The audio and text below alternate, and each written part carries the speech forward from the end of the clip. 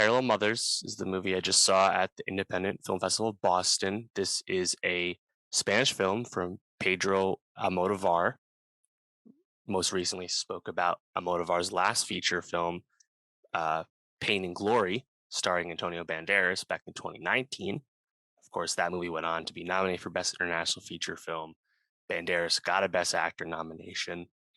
Almodovar, titan of international cinema, uh, you know, icon of Spain arts, as people know.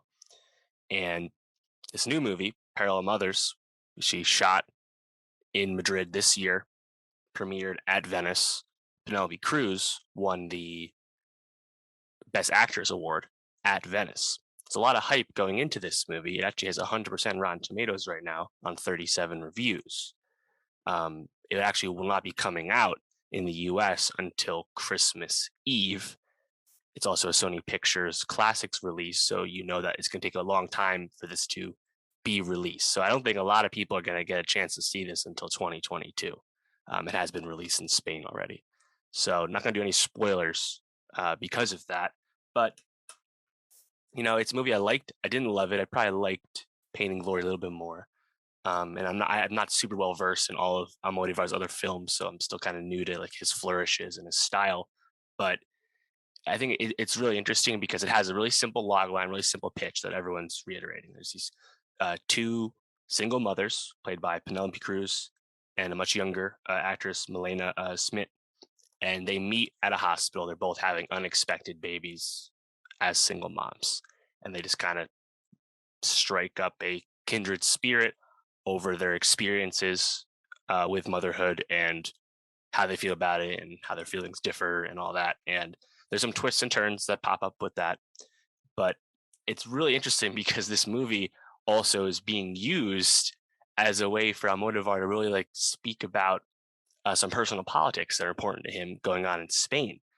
Because Penelope Cruz's character, Janice, is very invested in the exhumation of mass graves in Spain from the Civil War in the 70s from the dictator Franco and everything that happened with that.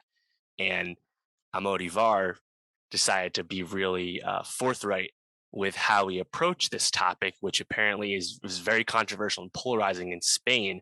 After that Civil War, Spain did not really want to discuss what happened. They also wanted to move forward together, unified form of democracy, right? And now it's a really big political issue between left and right, as you can imagine, in terms of people trying to truly end the war and take things back by finding their lost loved ones. On the other side, you have people accusing them of trying to, uh, dig up old wounds. And those two Mm. sides are kind of presented in the film. So it's really interesting to see how this movie is a movie about motherhood, very much about that, but also has these like kind of rich political themes, cultural themes, especially to Spanish people, present in the movie. And it's not just kind of like a hacky thing to get the characters to interact. It actually is a through line throughout the whole film. So I guess the question probably is which of those things you connect with more, the political side or the personal individual stories about these new mothers. I guess that's up to the viewer, but I liked it. I thought it was pretty good. It was funny to see the humor land in the crowd. I was seeing it in. There's a lot of funny lines played for laughs in terms of the appearances of certain physical appearances of certain characters. I'll just leave it Mm. at that. So yeah, I'd say Parallel Mothers, or it's a Madres Paralelas in Spanish. It's gonna be a while before most people can see it, but Penelope Cruz, Best Actress. It sounds like there's gonna be a run. See if that happens, and she is quite tremendous in this film. And she's a muse of Almodovar. Been in many of his movies, of course, but I think she was really great. So I'd recommend it.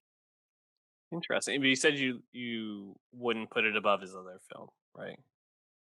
Yeah, I like Pain and Glory just a little bit more. I think that maybe it's just because I that personal story I invested it a little bit more. I thought Banderas, who was also tremendous in that, um, that was kind of like a work of autofiction on Modivar's putting a bit of his own life as a creator onto Mm. that character.